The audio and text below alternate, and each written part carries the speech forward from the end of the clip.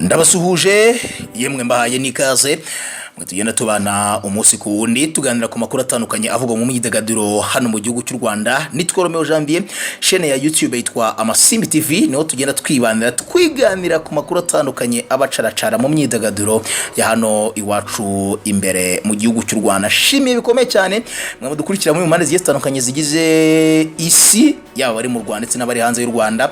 Murabona bagaciro mu buzima bwacu mudahari, nago twaba turanga turimo turavuga ibi tuvuga kaganya twidoga ibintu bimwe na bimwe. Nashimira abashuti banjye bari mu gihugu cigituranye cyo Burundi, mbabwira yuko mbakunda cyane. Ndi kumwe na Alpha, tugiye kuganira ku bitekerezo bya Vava Dore Imbogo nyuma yo gutandukana na management ye. Uyu mukobwa ibintu yabishyize ku rundi rwego tutigeze dutekereza ko byajyaho. Ari byabaye babibonye? Nabibonye. Ati njyewe ni gute mumbwira ko umuntu ari manager wanjye anyirataho ngo yarakoze yivanye hirya no hino ntako atagize, n'ubundi yakoze iki? Ati tugiye ubundi yakoze iki? Sibyo? Ati yamuje na Bruce Melody. Chukwe. Ati yamuje Gerard Mbabazi. Chukwe. Ubundi girata kare manager wanjye yakoze iki?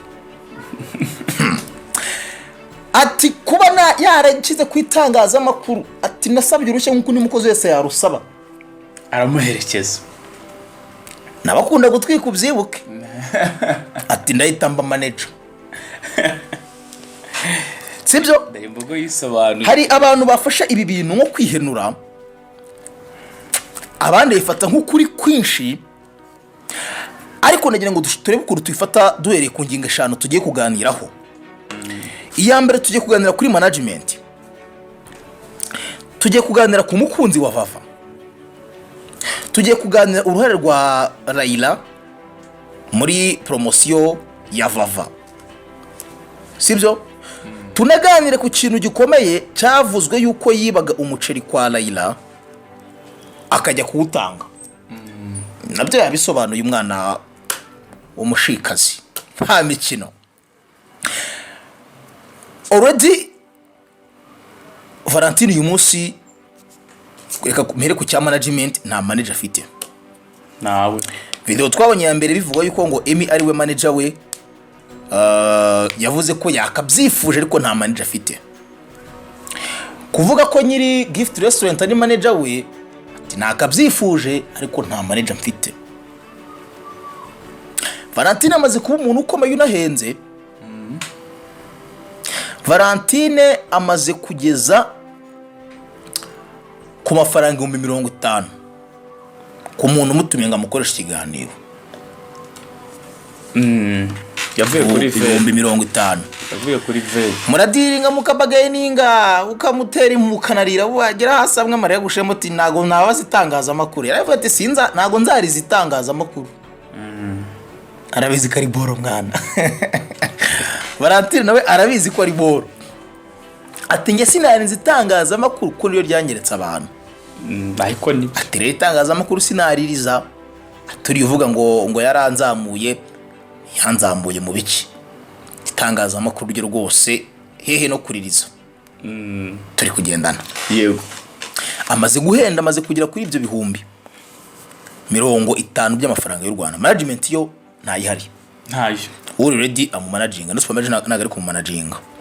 Twigeze kubona video yakozwe kuri 5 Guys TV. Ni video bari bazanye undi muntu mu rugo kwa LAILA, byawe nanenze nyine byo kubahuka umugabo. Kubahuka umugabo rwose LAILA bakagenda inzu bayikoresha mu buryo bugiye butandukanye. Bazanye umugabo, umusore kabisa barajya baramucagura rwose ku buryo nta wabuhenze undi. Kwiranye na Vava. Namucagura pe. Aramuzana ati boom. Ati Vava Dore Imbogo n'umukunzi we baradutongoye mu kiganiro ati ni njye wamwibwiriye ko mukunda. Iyi video ifite komanteri zigera kuri 588 turimo kugendana 588. Vava itondera uwo musore. Vava areka kwakira abanyamakuru nk'aba bataguha nzima bafite, atagahunda nzima bafite. Witondera abantu isi yabaye nabi. Undi ati nkukunda Vava juru. Komanteri 100 uri kugenda.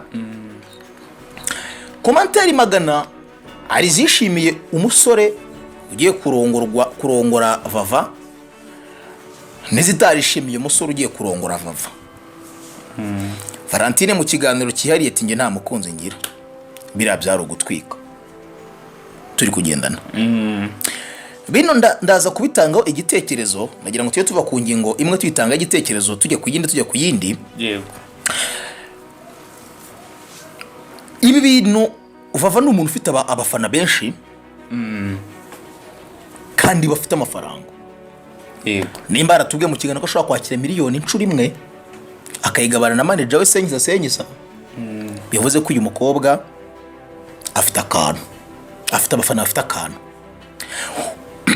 Uwo mufana uri seriye uguha amafaranga $1,000 icyabiri, nta gahunda zimufite, nabona mu kiganiro ari mu mukunzi, ayo mafaranga azategeza kuguha amafaranga yo gukorera ubukwe nayo mariye nk'abandi bantu. Ejo namenya ko ari ugutwika, buri kintu cyose uzajya ukora bazajya bagira ngo ni ugutwika. Impamvu nanone ibikorwa ndabyumva. Valentine yishyuza ikiganiro 350 gutyo. Uyu munsi gukora interview ya Valentine itarimo kubeshya nago yarebwa ngo ayo mafaranga yagaruze. Bisaba ko umuntu aba yanditse script ya content ari bukore. Yego. Hari n'abazamuzanira papa we kandi yaritabye Imana. Papa wa Valentine amusanze mu mujyi baraganiriye. Ni content agomba kwishyura amafaranga ye. Turi kugendana. Mama ati Vava yasohokanye n'umukunzi we yaka. Ni content. Ibi ngibi nukomeza kubigenderaho muri ubu buryo bizangiza izina ryawe hakiri kare. Icyo ni cyambere. Ikindi cya kabiri, interview nyinshi udafite ikintu ugiye kuvuga zangiza background yawe. Zituma umuntu abona ko urenseriye. Uravuga ibintu bimwe nta muntu ukirentereze kureba interview ya Dore Imbogo. Nta gisha ataravuga, nta kitaraba. So bamaso muri ibi biganiro gukoreshwa n'uburyo biteguwe. Yego. That's why ukeneye management. Kabone nubwo yabikurya ari kushobora kurya amafaranga ariko gusiga izina ryawe riri clear. Ibyo bintu ubishyire muri ubwo buryo bizatuma nabona ko uri serieze, mana gufata mu buryo buri serieze kuko ufite abafana benshi bari serieze. Ijambo rimwe tugende. Vava yihenuye. Turi kugendera kuri nta mukunzi.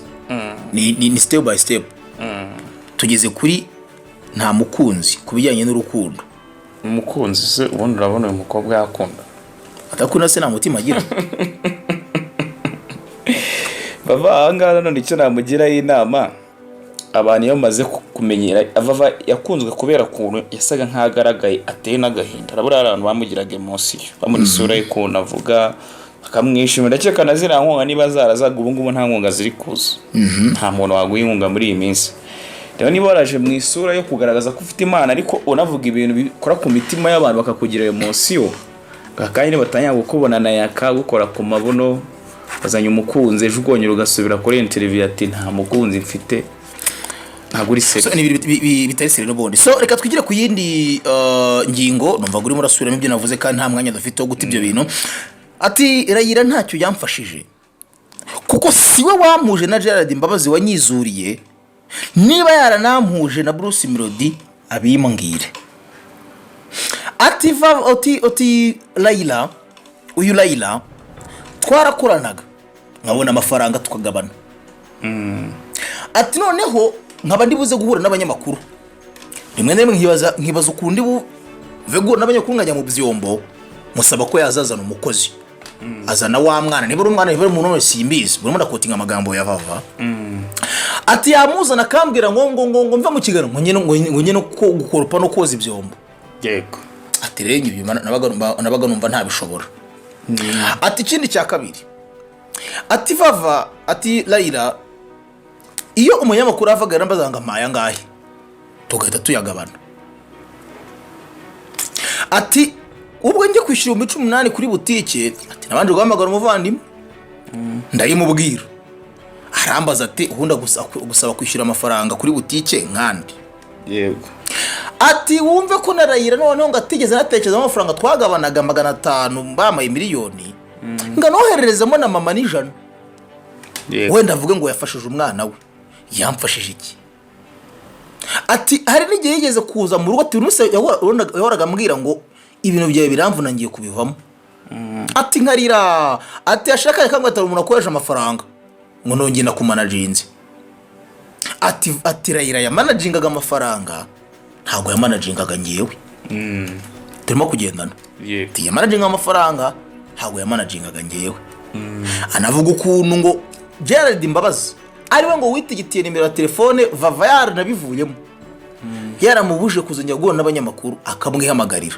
ngo nuko Vava yongeye kugira gute kuzuka aho niho yaravuga yuko nta kintu LAILA yigeze amufasha na kimwe ibyo yarimo byari akazi yamanagingaga amafaranga ye comment yawe ikintu cya mbere Vava wenda ku murongo umwe birumvikana kuba baramuriye kandi koko yaramanagingaga amafaranga ye hagara ya managinga kubera ko nta content tuzi cyane nta kintu tuzi Vava yagiye urumva niyo yamubazaga yo bamuhaye abanyamakuru nta nubwo ari we wadengaga deal nahubwo yarazaga akamubwira ati zana amafaranga bakoreye bakagabana byanga biko nawe nakamubwira cyangwa kanamubeshya sinzi ariko nabanga kuvuga ngo nta kintu ngo yamukoreye ntago yari wamuhuje n'abanyamakuru hano gutwika no kubeshya we Vava rwose udahura na LAILA ngakujyane ni wowe ukugije ku banyamakuru umunsi wa mbere umukobwa ntago yashobora no kujya kuri YouTube ngari baziranimira apfa kuzibona mbere ubusinzi uko asigaye ameze rero aho ngaho buretse gato tugendane ntunyobye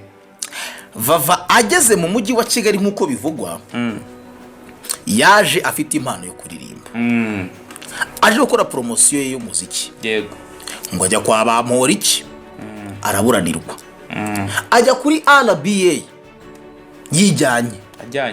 yijyanye hariyo mwene wabo ajyayo agiye gushaka ikiganiro cyo kuba yaririmba ari umunyamuziki yaririmba kubyumva agezeyo biranga mu kwanga nibwo yabuze ayacira n'ayamira agahita avuga ati umuziki nubwo wanze i Kigali ntabwo nsubira Nyamasheke gutyo amara amaso aba yinjiye akazi ko mu rugo mu kazi ko mu rugo acakiraniyo na LAILA wari boss kazi wenyine mu gukora maybe ko uyu nguyu yaganirije nyirabuja ko afite impano yo kuririmba cyangwa se akazajya yiririmbishwa kumwe nyine ibintu biri bizarre nyine ngo bisekeje nyirabuja nk'umutawuneri yabibona akabona ko iyo mpano yacuruza y'amafaranga ako kanya nimba uyu munsi inyogwe icuruza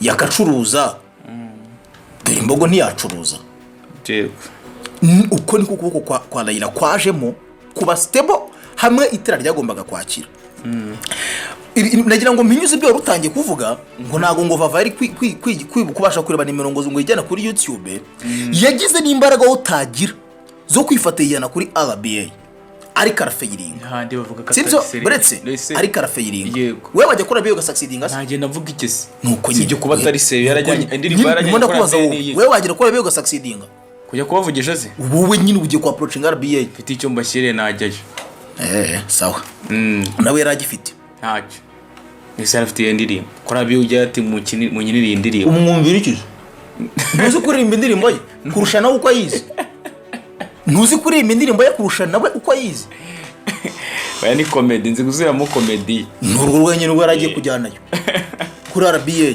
none si urwo rwenye bari ari ikintu ngewe nemeza hano izi nzenya se tuzikina gute kuri YouTube ni RBA wabona bashyiraho comedy nk'izi televiziyo nk'izi bakubaza ibintu nk'ibi koko muri arabi ujyana indirimbo ego muri talent wenda habaye nka talent runaka yaje igiri kujyana indirimbo bakiniye indirimbo none se gwe ko yajyanye indirimbo nyine kajya gushaka promotion y'iki agiye gukora interview avuga ati jewe ndi umuhanzi ukizamuka mfite indirimbo nabuze ubushobozi bwo kwishyira muri studio yitwa Imbogo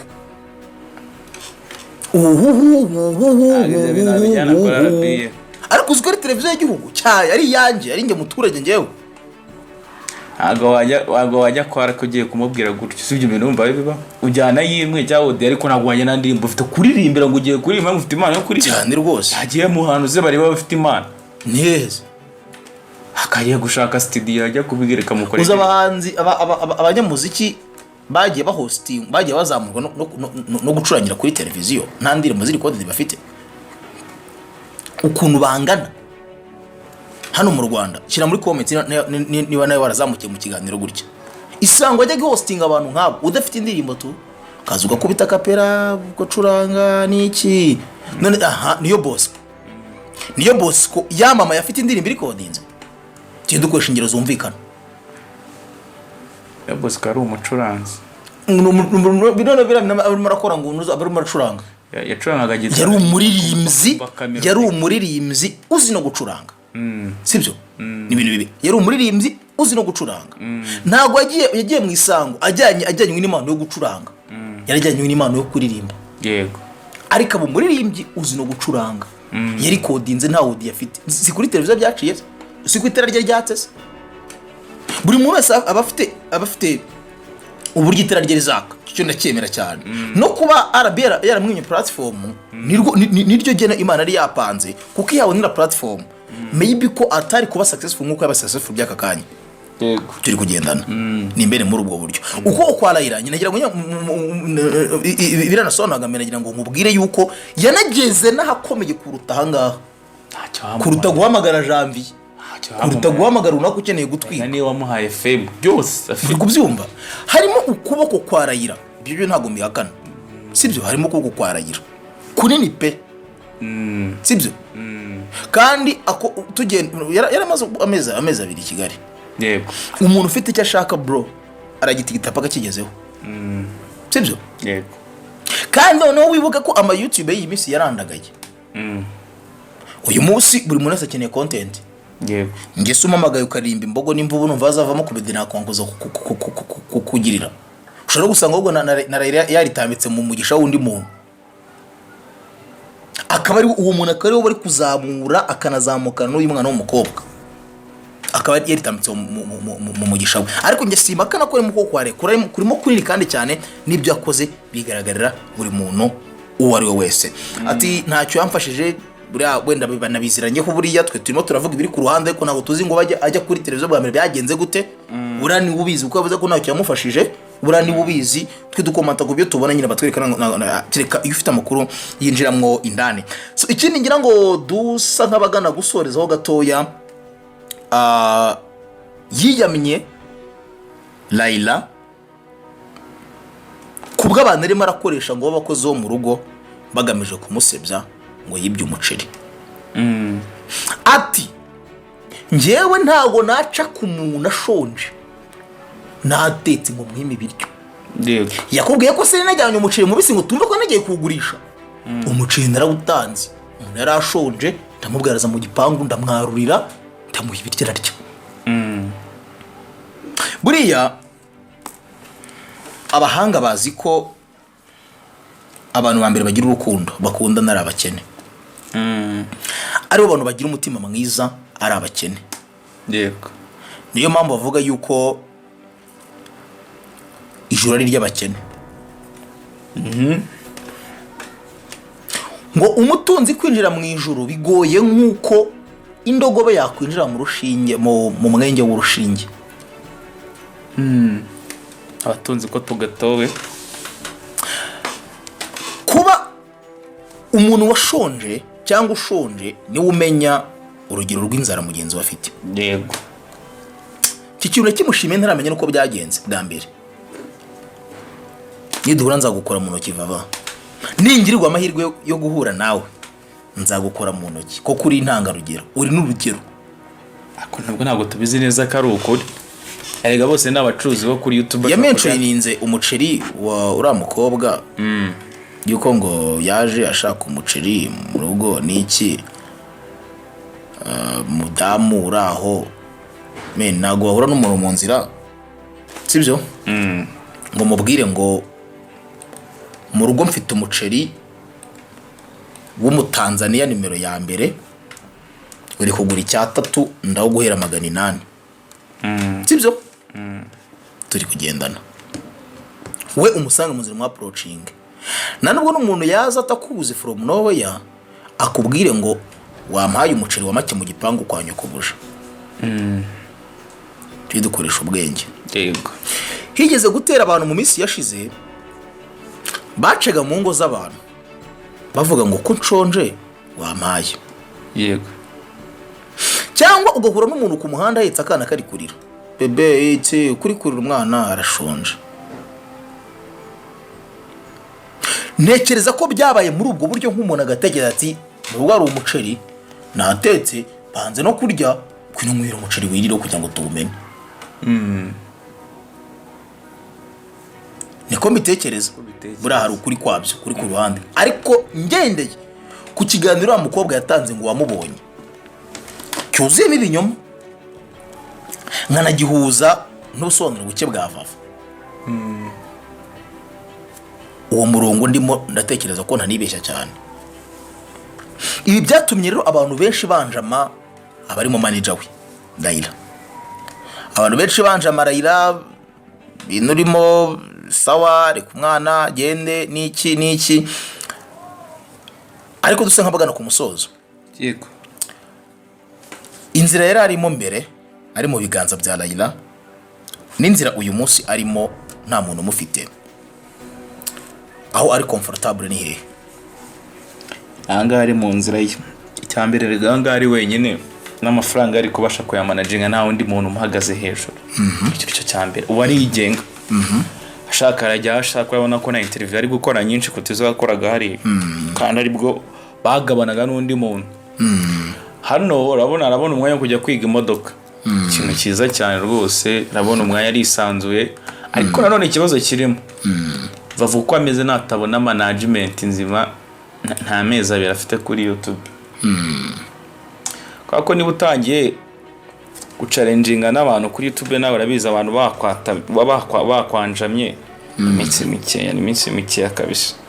Ariko nyine ubu ngubu urabona ari ku murongo, ubona asigaye yanakeye, asigaye azi kwitaho telefone, arakorera amafaranga ye akajya no mu zindi gahunda, afite utuzi tubiri mbese akora kuri YouTube akora no muri restaurant. Yego, ariko ibyo byose yabibonye nyuma yahaviriye kwa LAILA. So uko riko ubibona? Ngenda bibona gutya, buriya yaraye hanze, ipusi yaraye hanze yitwa inturo. Impamvu nkoresheje urwo rugero, iyo umwana wabaga mu rugo avuye mu rugo ngo ngiye muri ghetto, abagiye kubona ubwisanzure buhagije burenze n'ubukenewe. Ubu bwisanzure buhagije burenze n'ubukenewe, nibwo usanga bahuriramo n'ibibazo runaka bigiye bitandukanye. Vava mbere yajyaga kugenda akabwira manager ati ngiye ahangaha, uyu munsi nta muntu afite umbwira ngo ngiye ahangaha. Vava yari mu biganza by'umuntu ushobora kujya kumukoreshereza indirimbo, sibyo? Nubwo yakamurya ka miliyoni, ariko yakurikirana ubanzi bwe n'indirimbo. Muri uyu mwanya natagira ubwo bwenge, nta nubwo azabasha no kujya muri kwifotoza amafoto muri photoshoot, kuko imibare agira ye ekonomi agira ntabwo imwemera gusohora igiceri cy'ijana itari kuri gahunda ye. None wowe urebye urabona Vava afite ubushake bwo kujya gukora indirimbo cyane, cyangwa umuntu yiboneye ibiceri biri kurya ari kwigurira ibimasa, aragenda yigurira ibintu yarakeneye, ari kwikenura, yibagiwe icyamuzanye ko mbibona. Ubwo rero ubwo biragufasha guhita wisubiraho kuri cya cyemezo, kuri cya gitekerezo wampaye bwa mbere cyuko hano ariho ameze neza. ibyo mbwiye mu bigaragara mu kubona mu kwinjiza ameze neza mu kwinjiza ariko dore ikibazo abantu tugira tureba hano imbere y'izuru ryacu gusa ntabwo dutobora ngo turebe ngo inyuma nyuma y'ejo biragenda gute sibyo ako byose kimwe n'ubundi ariko yari nta ndirimbo yigeze akora no yego ariko ibintu yakoraga byari managed sibyo turi kugendana ibintu yakoraga byari managed nimba igiciro cy'ikiganiro ari 2020 ni 2020 bro yari kuri wowe go kuba LAILA amufata akamushyira kuri platform ziri serious abantu ba breathing ari nazo zatumye abafana bamubona bakamukora kuri izo platform ziri serious bakamusendingira money. Uyu munsi biragoye ko umuntu azaguha amafaranga kuri chaîne ya YouTube bagukinishije prank kugira ngo bagaruze amafaranga bakwishyuye. Turimo kugendana niba mu mwango ibyo umuntu areba hano imbere y'izuru ry'itari adapfumuye ngara imbere ngima ameze gute. Byari bigoye cyane iyo wakaga ikiganiro LAILA kubaza ngo channel yawe ni iyihe mugakorana. Okay, ari kumwe na LAILA yakoranye na Yago sibyo, akorana na The Choice sibyo, yakoranaga na Gasaro sibyo, yakoranye na Gerald Mbabazi, umwe mu bantu bafite channel iri serious hano mu gihugu cy'u Rwanda. Yakoranye na Gerald Mbabazi, yakoranye na Uwahoze wo kuri Uwahoze TV show. Amaze gutandukana nawe ari gukora nandi urugendo online, Dream TV, tumva rizo ngizo 5 guys kuvatandukana ntabwo baranakorana. kuvatandukana ntabwo barakorana ikiganiro.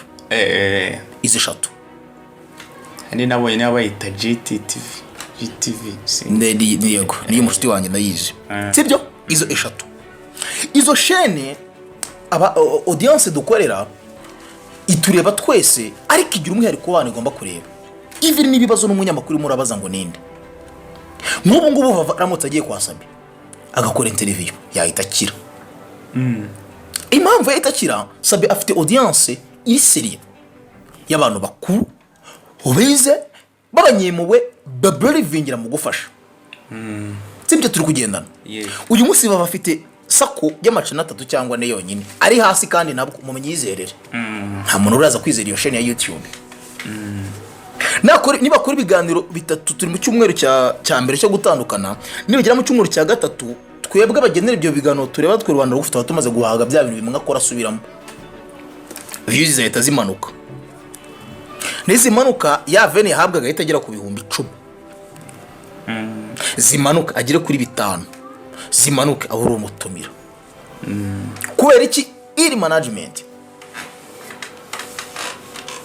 None urimo kunyumva kubera iri management. Mu gihe cyo ubwo yari kumwe na LAILA ashinja ko yamuryaga, kuko nta muntu waje gupfira undangaha muri iyi si, ni win-win. Ari kumwe na LAILA yiricaka agamagara na Gasaro wigera nabihamagariraga nkuko yabivuze, akababwira ati mwe dukore kino kiganiro promoting uyu muntu, agamagara Jade mwe dukore kino promoting uyu muntu, agamagara Yago ari operation ndi gutegura y'ukuntu ukutubona bava batandukanye n'uwariwe. Bava wigira injiji, bava wigira ikigoryi, bava wayura muri interview nshaka kubera kundi bava rero Valentine wavuye Cyangugu aje gushaka amafaranga i Kigali. Ejo bundi yavuze ijambo men mpita mbona ndusha nk'ubwonko bune.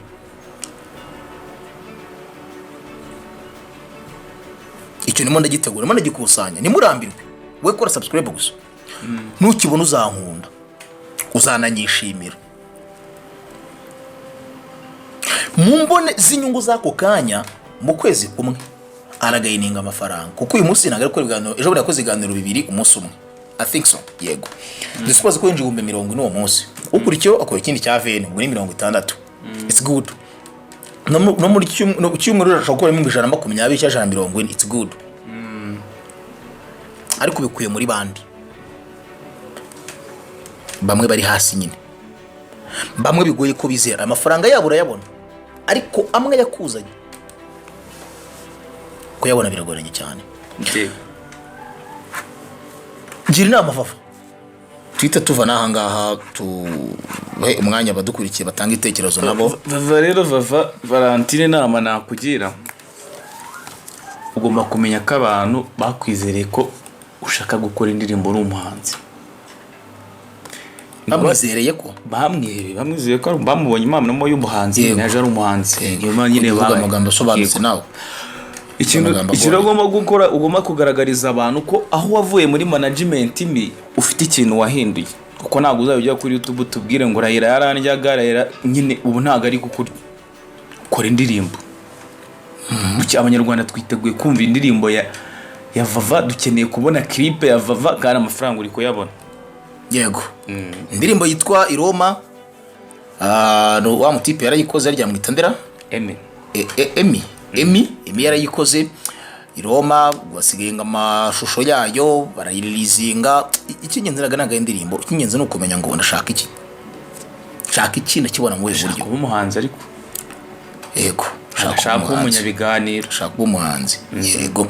So nibyo ngibyo, nyemerera twigendere Alpha, nyuma twigendere dusige umwanya w'ibitekerezo. Abanyarwanda d'ibitekerezo tubwe nabo uko babyumva, bari kubyumva kimwe nkatwe cyangwa se nabo twe twibereye mu mandaze pfiyo ngiyo. Undi tuzatina tubana umunsi ku wundi. Mbere yo gusoza ni napanze ikibazo ndibuze kuza kukubaza. Uku kwisobanura gutya kwa Vava ntago biri buze kuza gutuma Laila akomeza kwangwa cyane, yibasirwa banamutama wisheke ariko mushirishamo.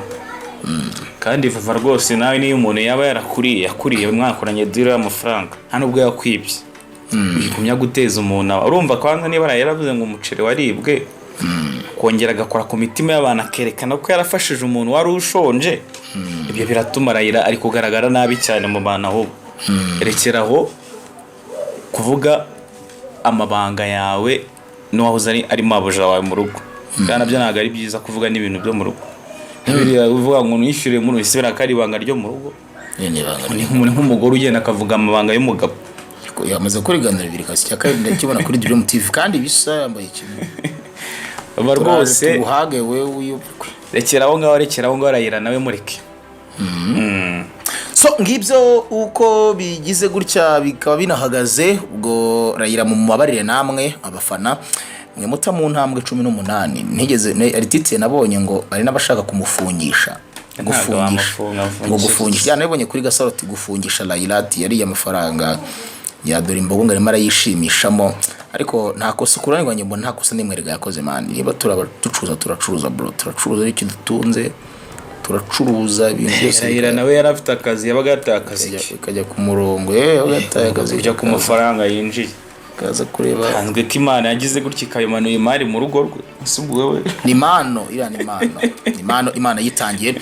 So tubana umunsi ku wundi, ni Janvier ndetse na Alpha Rwibutso. Reka mbifurize umunsi mwiza, amakuru menshi atandukanye nk'aya ngaya nakagaruka. Bye, mwabwo umugisha.